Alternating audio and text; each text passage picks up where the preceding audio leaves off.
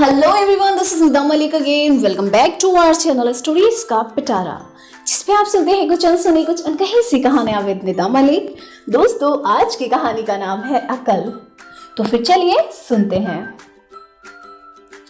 College में मनोविज्ञान की क्लास चल रहे थे और प्रोफेसर अपना लेक्चर चालू रखे थे। बीच बीच में ब्लैक बोर्ड पर कुछ लिखते और जैसे ही उन्होंने लिखने के लिए ब्लैक बोर्ड का रुख किया, पीछे से किसी स्टूडेंट ने सीटी बजा दी।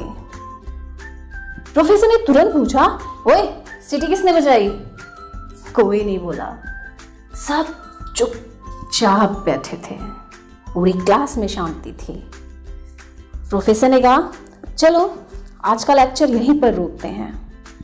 आज मैं आपको एक कहानी सुनाता हूं। सब स्टूडेंट ने हामी भर दी और ध्यान से कहानी सुनने लगे। प्रोफेसर ने कहा, कल रात मुझे देर तक नींद नहीं आई। मैंने सोचा कि क्यों ना इस समय का मैं अच्छे से प्रयोग करूं। मैंने सोचा कार में पेट्रोल नहीं है, इसलिए पेट्रोल भरवा लिया जाए ताकि सुबह कॉलेज जाते हुए हड़बड़ी ना हो। मैंने कार निकाली और पेट्रोल पंप पर गया, टंकी फुल करवा ली। अब पूरी सड़कें खाली थीं, तो सोचा एक लॉन्ग ड्राइव कर ले, थोड़ा फ्रेश हो जाए। मैं बस अभी थोड़ा आगे गया ही था कि देखा एक खूबसूरत सी लड़की अकेली खड़ी थी।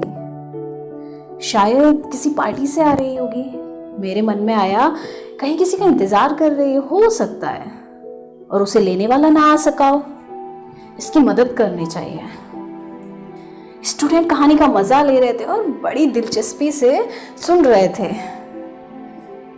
मैं लड़की के पास गया और पूछा, क्या मैं उनकी कोई मदद कर सकता हूँ? उसने सलीके से कहा कि वे एक पार्टी से आई है और घर जाने के लिए अपने छोटे भाई का इंतजार कर रही है। मैंने उसकी प्रॉब्लम को समझते हुए कहा कि मैं उसको उसके घर तक छोड़ सकता हूँ। वह कार का दरवाजा खोलते हुए बिना कुछ बोले आगे की सीट पर सलीके से बैठ गई। देखने में वो काफी सुंदर थी। मैं कार ड्राइव कर रहा था, हम दोनों में से कोई नहीं बोल रहा था, लेकिन मैं बीच बीच में उसको देख रहा था। उसने अपना घर पास में ही बताया और मुझे वहां तक जाने में आधा घंटा लगा। रास्ते भर में उसके बारे में सोच रहा था।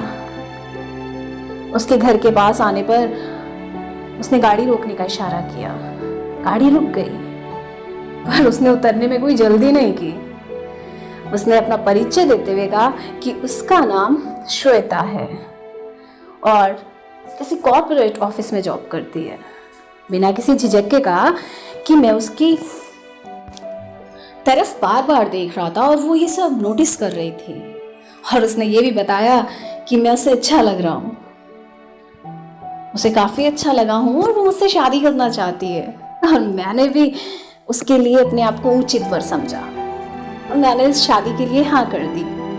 मैंने उसको बताया कि मैं कॉलेज में मनोविज्ञान का प्रोफेसर हूँ और जिस कॉलेज का मैंने नाम बताया वो बड़ा खुश हुई। उसने कहा कि उसका छोटा भाई भी उसी कॉलेज में मेरा स्टूडेंट है।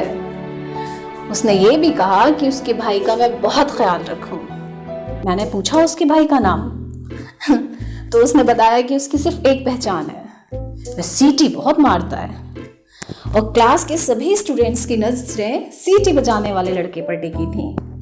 बात ये नहीं थी कि श्वेता उसी की बहन थी, बात तो ये थी कि बिल्ली थैले से अपने आप बाहर आ गई। प्रोफेसर ने अपनी अक्ल के ज्ञान से कैसे चालाकी से पता लगा लिया कि सीटी बजाने वाला कौन है। सब स्टूडेंट्स ने मजबूर होकर सीटी बजाने वाले लड़के की तरफ इशारा कर दिया और प्रोफेसर एकदम तेज आवाज में बोले, मैंने अपनी पीएचडी खरीदी नहीं है, कमाई है। और क्लास के सभी स्टूडेंट्स बस मुंह नीचे लटका कर बैठे थे। बस इतनी सी ही थी ये कहानी। मिलते हैं जल्दी एक और नई कहानी के साथ। तब तक के लिए take care and bye bye. दोस्तों, अगर आपको मेरी कहानियाँ पसंद आती हैं तो प्लीज़ इसे लाइक करना बिल्कुल नहीं भूलिएगा। और अगर आप चैनल पर नए हैं और चैनल को सब्सक्राइब नहीं किया है तो प्लीज़ चैनल को सब्सक्राइब कर लीजिए और साथ में प्रेस कीजिए बेल आइकन लेटेस्ट स्टोरी सबसे पहले सुनने के लिए। Thank you.